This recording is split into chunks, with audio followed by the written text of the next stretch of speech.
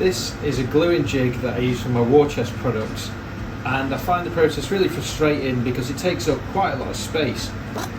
Last week I was having to put this down to the side. You can see I've left some tools there, so I'd never had a place for it, so now I made that.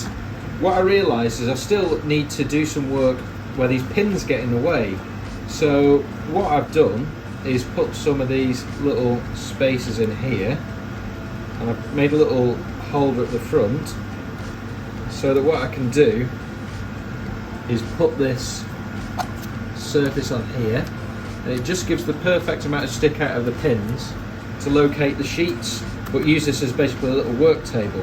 That was a lot of motion and a lot of faffing. So what I'm going to do is redesign these little tubes, get rid of this and put them on this side so I don't have to make 4 movements. So now instead of having 4 separate items to move, pick up, drop, lose, I've permanently bonded spacers of exactly the right height onto this top surface of the jig. This way I can place it thusly. You'll notice there's a tiny little stick out which is just the perfect amount for the workpiece to fit in without popping through the top surface. So that means I've got free access to this entire surface, and then when I'm ready to do the bonding step I can put that in there, and I don't have to move the jig at all. This used to take up, well, basically 3 lengths. I had stuff this side, stuff that side. It was absolute chaos, and now I can fit it all in there, and I've got free access to the top surface, and then I've got the bonding points marked out.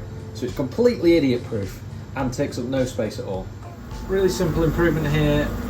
I find myself counting positions on this grid more often than not.